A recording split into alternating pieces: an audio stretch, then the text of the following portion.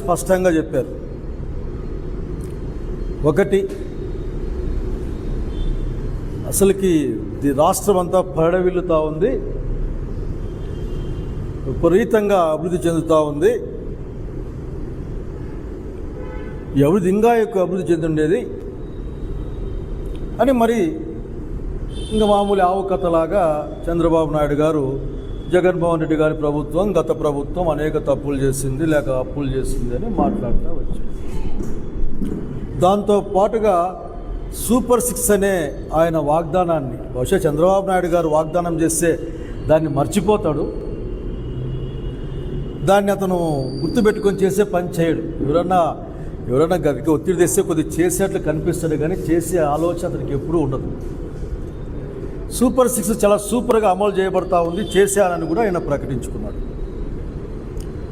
దాంట్లో పాటుగానే రాజకీయాలు మాట్లాడుతూ ఏదో స్వాతంత్రం లభించిందని కూడా మాట్లాడాడు.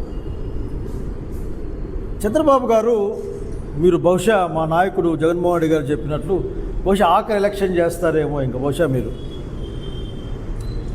నాకెందుకో ఇప్పటికి అనుమానమే, అసలు మీరు అడ్మినిస్ట్రేషన్ మానేసి వేరే వాళ్ళకి ఇచ్చేసినారు, మీరు ఊరికే పైపైన కనిపించిపోతూ ఉంటారు, అట్లా వచ్చి ఏదో రకరకాల మాటలు మాట్లాడిపోతూ ఉంటారు, ఏదో అప్పటికో నిద్ర మేల్కొని వచ్చేసి నిద్రలో ఏదో వచ్చిన విషయాలని మాట్లాడతారని నేను అనుకుంటూ ఉంటాను. అని ఈ సూపర్ 6 అనేది ఎక్కడ అమలైందో నువ్వు చెప్పాలా. ఎప్పుడూ మోసపూరితమైన వాగ్దానాలన్నా గూగుల్ లేకపోయి రీకాలింగ్ చంద్రబాబు నాయుడు కొడితేనే మోసం వాగ్దానం అని వస్తూ ఉంది. చంద్రబాబు నాయుడు వాగ్దానాలన్నీ మోసమే అని వస్తూ ఉంది. అంటే చివరికి గూగుల్ కూడా దాన్ని తీసుకుంది. మీరంటేనే చంద్రబాబు నాయుడు గారు అంటేనే మోసం మాటలు చెప్తాడు, మోసం చేస్తాడు అనే విధంగానే ట్రెండ్ అవుతుంది ఈ రోజున. చంద్రబాబు నాయుడు గారు మీ సూపర్ 6ని ఎక్కడ చూస్తారో అక్కడ మేమే ఏర్పాట్లు చేస్తాం. ఎందుకంటే ఇప్పటికే 2 లక్షల కోట్ల రూపాయలు అప్పు చేసి కూడా ఎవరికి కూడా ఏమీ ఇవ్వకుండా, కేవలం డబ్బులు ఏమైనాయో కూడా చెప్పకుండా ప్రతి వారం అప్పులు చేసుకుని ఈ రాష్ట్రాన్ని అధోగతి పాలు చేస్తున్న మీ నాయకత్వంలో ఉన్న ఈ రాష్ట్రానికి చెప్పేది ఏమంటే, మీకు ఇబ్బంది ఏమో, మీరు ఏ మండలానికి వస్తే ఆ మండలంలో మీకోసం లేదంటే ఏ కాన్సెన్స్కి వస్తే, ముఖ్యంగా నా కాన్సెన్స్కి రండి, వేరే వాళ్ళతో ఎందుకు, నాకు ఏర్పాటు చేద్దాం. మీరు పోయిన సంవత్సరం నుంచి ఇంతవరకు ఎంతమందికి ఆడబిడ్డ డబ్బులు ఇచ్చారు, ఎంతమంది రైతులకు మీరు రైతు భరోసా ఇచ్చారు, అట్లాగే అమ్మఒడి అనబడే తల్లికి వందనం ప్రోగ్రాం, లేదా తల్లికి వందనం అనబడే అమ్మఒడి ప్రోగ్రాం ఎంతమందికి ఇచ్చారు. సరే బస్సింగ్ నిన్ననే మొదలుపెట్టినారు, 15 రకరకాల సర్వీసులు ఉంటే 5-6 సర్వీసులు మాత్రమే పర్మిషన్ ఇస్తామని చెప్పారు. విపరీతంగా మీరు ప్రచారానికి చేసుకున్న డబ్బులు ఆర్టీసీకి ఇచ్చినా కనీసం ఆర్టీసీ వాళ్ళకి డీజిల్ కన్నా వచ్చి ఉండేది. రండి మాట్లాడదాం. అంత నిస్సిగ్గుగా, అంత బహిరంగంగా ఏ విధంగా మీరు మోసపు మాటలు చెప్పగలరో మాకు ఇప్పటికీ అర్థం కాదు. మీరు మారడమే లేదు. మీకు ఏ కోశానా మీ మొహంలో ఆ అపరాధ భావం కూడా కనపడదు. చెప్తా పోతూ ఉంటారు, ప్రజల ఆరోగ్యాన్ని కాపాడుకోవడం కోసం మద్యం పాలసీ మేము తెచ్చినాం, నాణ్యమైన మద్యాన్ని మేము ఇస్తున్నామని చెప్పడానికి మీకెట్లా ఉందో కానీ వినడానికి మాలాంటి వాళ్ళకి చాలా ఇబ్బందిగా ఉంది. స్వాతంత్ర దినోత్సవ వేడుకల్లో మీరు మద్యం గురించి మాట్లాడతారు, నాణ్యమైన మద్యాన్ని ఇస్తామని మాట్లాడతారు. మీ నాణ్యమైన మద్యం బెల్ట్ షాపుల రూపేణా అన్ని ఊర్లలో వాడల్లో ఉంది. మీ వాళ్ళ ప్రమేయంతో 20 రూపాయలు, 30 రూపాయలు, 40 రూపాయలు ఎక్స్ట్రా డబ్బులతో అమ్మబడతా ఉంది. ఈ రాష్ట్రం మొత్తం 99% షాపులు మీ వాళ్ళకే, అంటే మీ కూటమికి సంబంధించిన వాళ్ళకే వచ్చి ఉన్నాయి, రాకపోతే లాక్కొని ఉన్నారని కూడా చెప్పబడతా ఉన్నాయి. చూసుకోండి వచ్చి ఒక్కసారి. మా ఊర్లో అయితే మా జిల్లాలో రోడ్డు మీద పడే కొట్టుకుంటూ ఉంటారు మా సారాయంగన్ల కోసం. మీ నాణ్యమైన మద్యం కథ ఇది.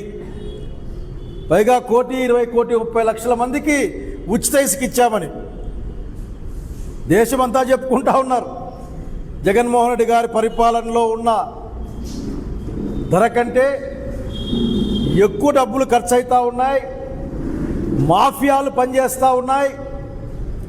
రీచ్ల దగ్గర ట్రాన్స్పోర్ట్ పేరు మీద, నింపే పేరు మీద, ఆఖరికి ఈ పేరు మీద డబ్బులు మొత్తం మొత్తం అంతా ఖర్చు అయిపోతూ ఉన్నాయి.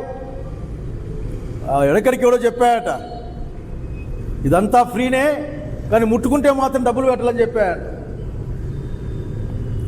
చూడ్డానికి ఫ్రీ, తెచ్చుకోవాలంటే వేలాది రూపాయలు ఖర్చు అవుతున్నాయి.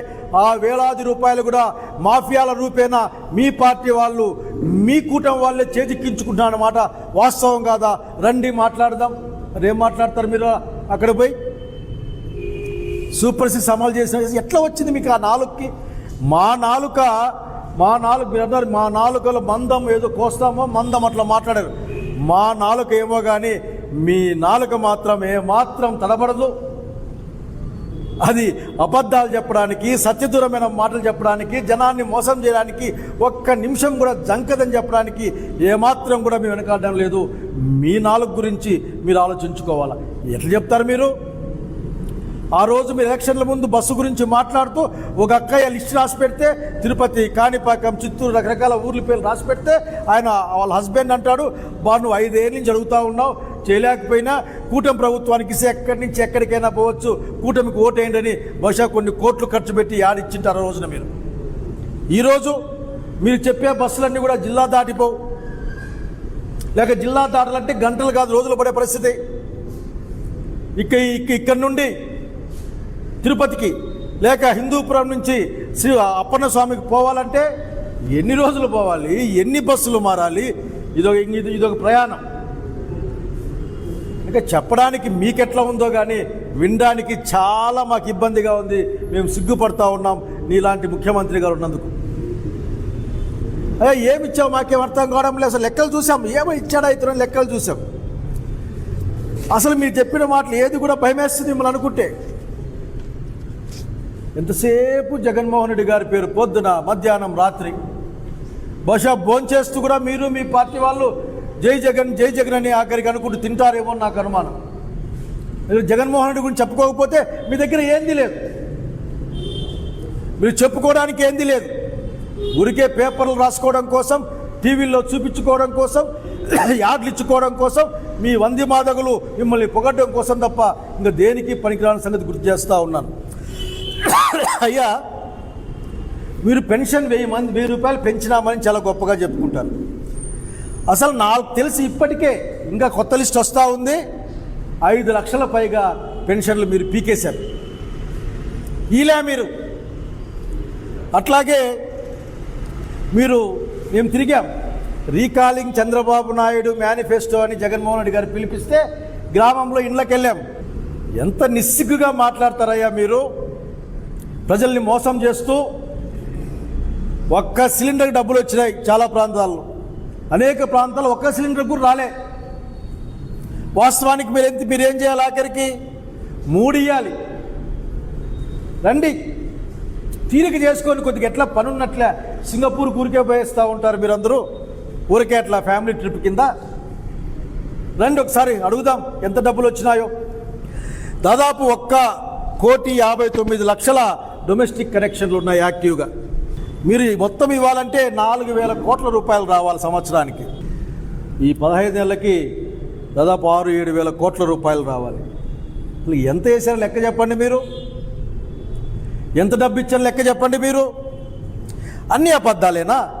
ఆడబిడ్డ నిధికి 18 నుంచి 59 సంవత్సరాల మధ్యలో ఉన్న వాళ్ళకి 1500 మీ ఇంటికే వస్తుందని మరి నొక్కి నొక్కి చెప్పావే బాబు గారు. అసలు పైసా పంపించావా? మీరు ఇవ్వాల్సిన దాదాపు 32,400 కోట్ల రూపాయల డబ్బులు ఇవ్వాలి మీరు 1.80 crores జనానికి. పైసా ఇలా ఎగ్గొట్టారు, లేదంటే మోసం చేశారు, దాచిపెట్టుకున్నారు, లేకుంటే దోచిపెట్టుకున్నారో మాకు తెలియదు. కానీ అట్లాగే 20 లక్షల మంది నిరుద్యోగ యువకులకి 3,000 చొప్పున. అసలు మీరు అమ్మ నాయన మీద ఆధారపడాల్సిన అవసరం లేదు, అప్లికేషన్లు అడగాల్సిన అవసరం లేదు, మాట్లాడుతూ వేశారు మీరు.